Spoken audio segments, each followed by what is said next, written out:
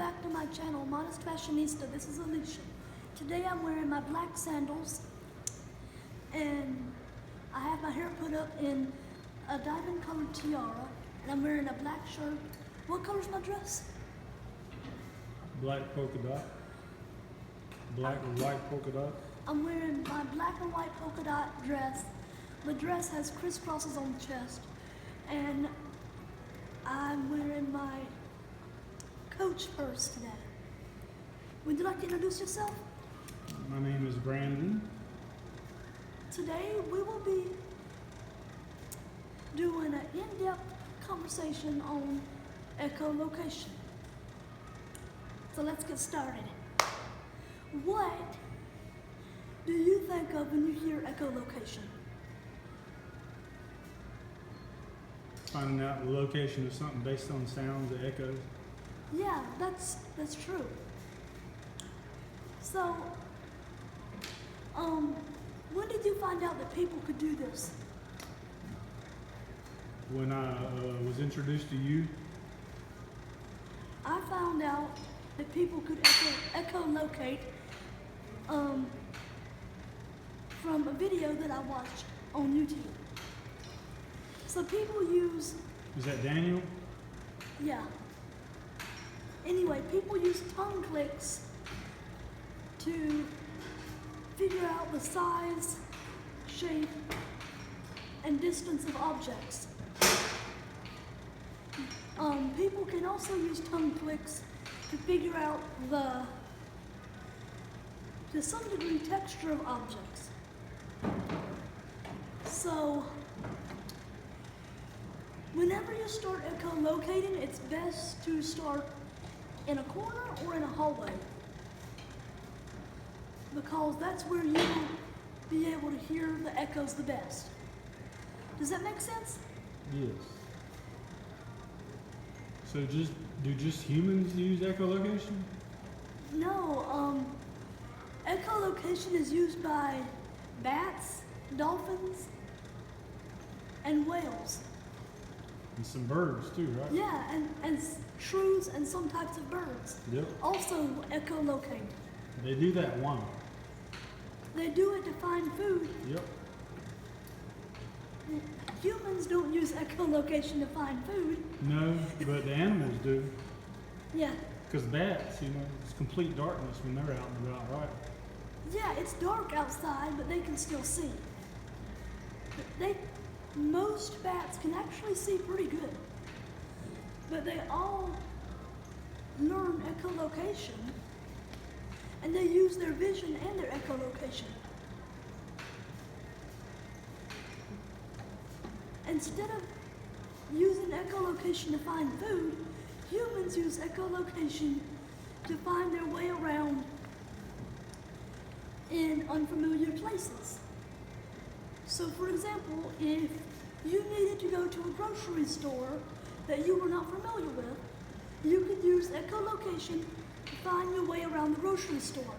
That would be Audi for me, because I haven't been to the one here. Have you heard of that one? Yeah, I heard of it.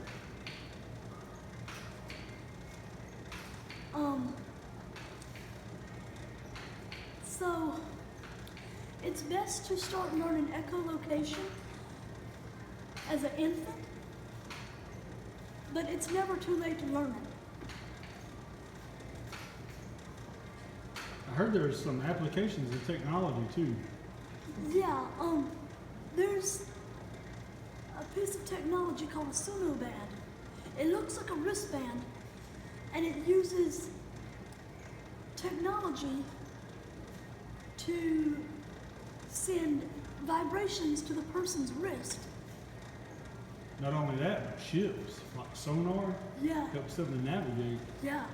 But anyway, the sono band, it looks like an armband, but it uses technology, and it sends vibrations to the person's wrist Yeah.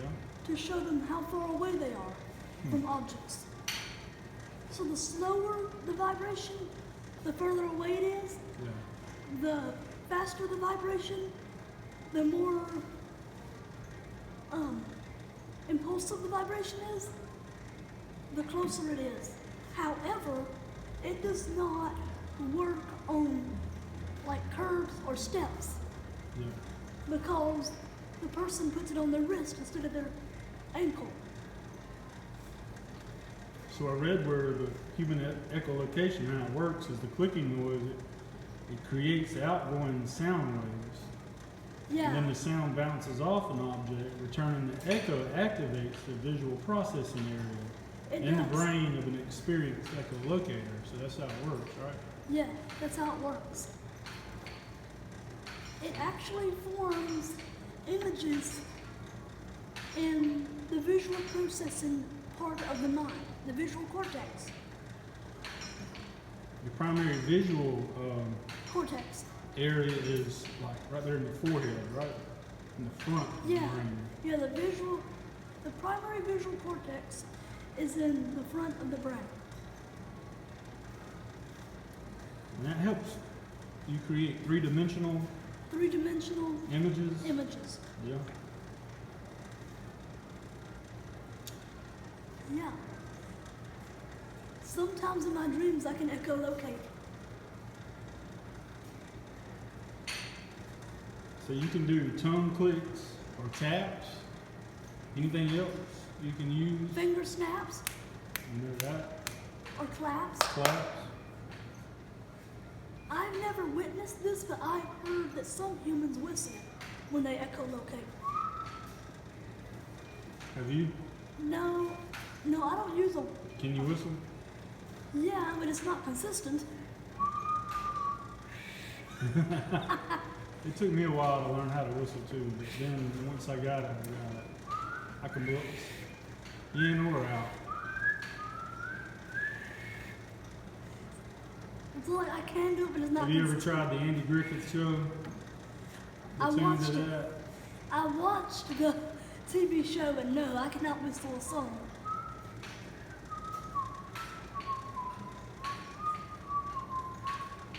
That's good. The Andy Griffith Show, starring Andy Griffith. So yeah, I used to try that all the time. Anyway, that show has nothing to do with echolocation. We're talking about whistling, Yeah, I heard that some humans whistle and that's their to words. echolocate. Yeah. I have never heard anyone do it, and I don't use it, so I don't know how reliable it is. So it helps you detect objects. What about detecting the size and the location?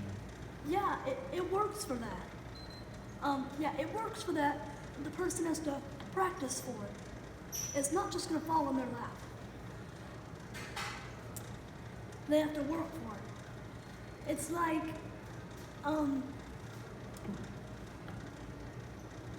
if you want to win a gold medal, you have to work for it.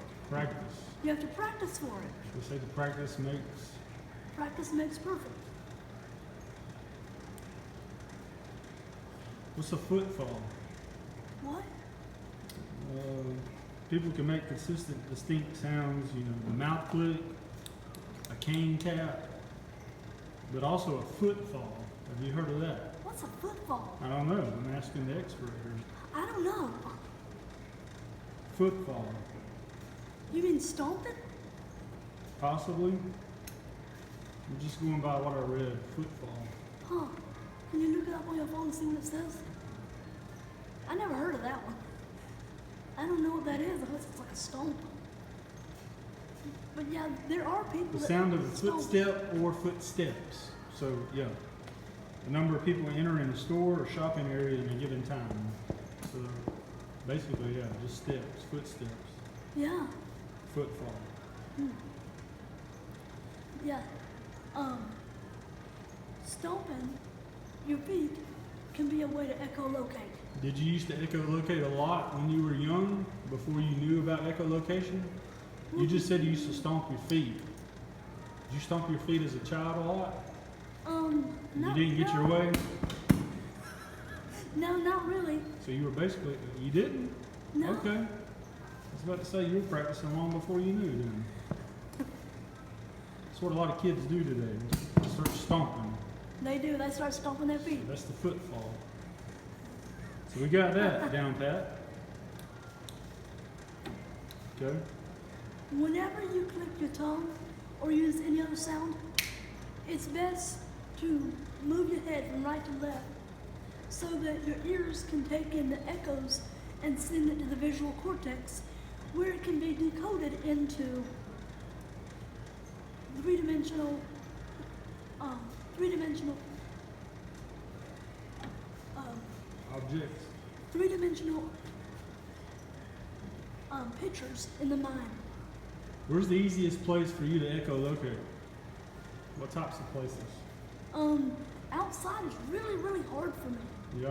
I know there are people that have mastered it outside, and I'm happy for you. But outside has always been a struggle for me. So not like near the interstate or something? No.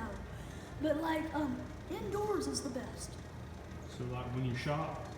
Yeah, like when I shop, or I can actually hear the echoes really good in this gym.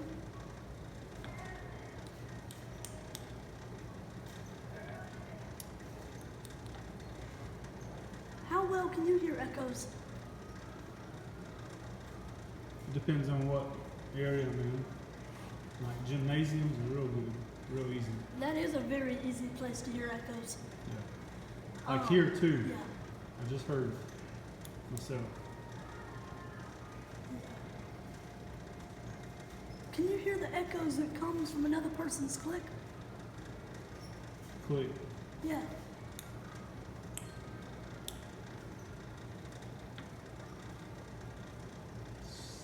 Sorta, I guess. I hadn't had that practice makes perfect mentality. Well, okay. Your brain tries to repress echoes. Echoes are the most silent thing in the environment, and your brain tries to do away with them. So you have to train your brain to be interested in echoes so that it will accept them and learn to decode them. So the longer it takes for an echo to return, that means the farther away The further away it is. the object is. Right? Yes. So like in here, it's pretty close, right? Yeah, it's pretty close. The exercise machines in this gym are pretty close, but this is a big room. So what's the change in the echo's pitch called? I heard the Doppler effect. Doppler effect. Yes, the Doppler effect. It can, what does that mean? If an object, indicate if an object's moving toward or away from you? Away, yeah. You know, in the technology, they said it's used also not only the sonar for ships, but ultrasound scans. That's true. Ultrasounds use echoes. And it's kind of got it in there, ultrasound, you know. Yeah. But a lot of people don't think about that. A They lot of probably just people think don't about just think- an instrument just to take a picture, right? Yeah, it does take a picture, It does. but it's using the principle of echolocation. Yeah. Humans do not need a device to echolocate for them. We need to be taught to echolocate. Unfortunately, human echolocation is not mainstream yet. Hopefully, sometime in my lifetime it will be. Right now, the mainstream way for visually impaired people to get around is by using service dogs. And I don't have nothing against service dogs, but ever since I was little, I have been scared of animals. Really? And yeah, all animals. But the other way for visually impaired people to get around, the other mainstream way is white canes. You like them, right? No, I don't like them. Oh. With the red handle? They have a black handle. Oh, I thought I've seen some with red. I could be wrong. You can get canes that have a different color handle, like red or pink or green I'd get orange. or orange. Or you could spray paint it whatever color you want it. True. Pink. Electric. Pink. Yeah. But anyway, I don't like white canes because they make people think that I'm the person I'm not. people usually assume that I see way less or a lot more than I actually do. Actually, more often, people usually assume that I see a lot less than I do. I'm not able to drive a car. I can't count fingers, but I can see more than shadows. I am literally like right between the visual acuity hand motion and the visual acuity count fingers. Do you know what they are? No. The visual acuity hand motion is when the doctor moves their hand Well, yeah, in front of your face. I got you. I tell you to follow, just with your eyes, follow my finger. Up and down, side to side. A lot of people do what? Like when I was younger, I'd move my whole head. He's like, no, just move your eyes. And I used to give visual acuity tests on patients that come into the hospital. You'd have your chart full of letters, right? On the top, you'd have a huge letter, and then you have smaller ones up under that, and smaller ones and smaller. The lowest line they could read would be their visual acuity. I think it was EFTOZ something. He used to work for a hospital a long time ago. That's what he's talking about. Yeah. Do you know what count fingers is? That visual acuity? How many fingers am I holding up? Yeah. Yeah. Yeah. It's when the doctor holds their hand up in different finger positions and they have you count the fingers. Sometimes they hold up none. 0. Sometimes they hold up 5 or 2 or 7 6. or 9. Or 10. So I'm right between hand motion and count fingers. Even though there is no charted visual acuity that the doctors have for people like me, the truth is my visual acuity is object detection. I'm able to see objects, but I am not able to recognize them. Even when my vision was at count fingers when I was 5, 6, and 7 years old, that was both of my years of kindergarten and my first grade year. Even then, I was not able to recognize objects. Yeah. What is it like to be able to recognize objects? I really don't know how to answer that since I've never had a visual impairment. I mean, for me, it's always been.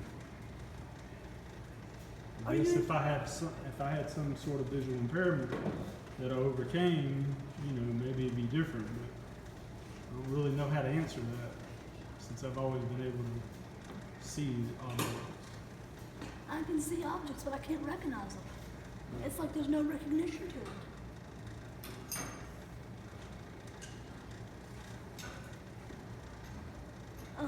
So my visual acuity is actually something that does not exist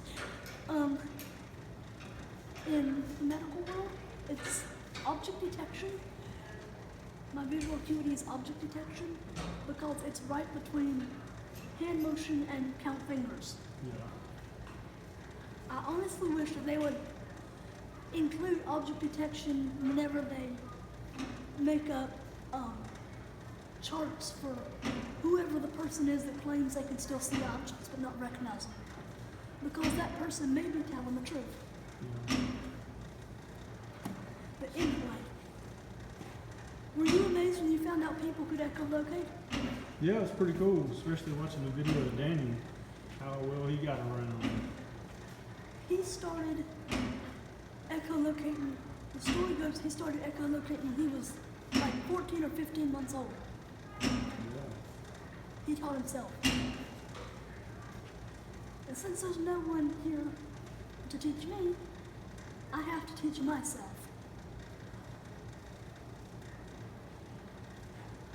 So is there anything else you want to talk about when we got about a minute left? He's talking about a minute left on this machine. I'm working out on the arm bike here at the gym while we record this video. Yeah. Would you ever want to learn echolocation? I think it'd be interesting if I had, the time. Of course, I got a lot of things going on in my own personal life, but yeah, maybe one day. I don't know. If you do ever want to learn, you would need to learn under a blindfold because your vision is so good it would distract you. Yeah. I can echolocate with my eyes open.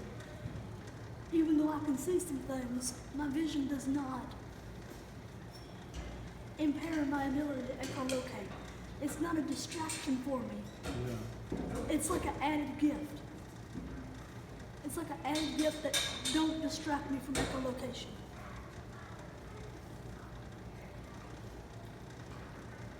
Echolocation is a cool gift. And if you are watching this video, if you have a visual impairment, I would recommend that you try to learn it. You should start by clicking your tongue. The palatal click. Use the palatal click. For things that are close by. For things that are further away, use the alveolar click. And for things that are even further away, it's best to clap your hands. Whatever click you use, or whenever you need to clap your hands when you echolocate, don't forget to move your head from right to left so that your ears can take in the echoes and send the information to the visual cortex, where it can there be decoded into three-dimensional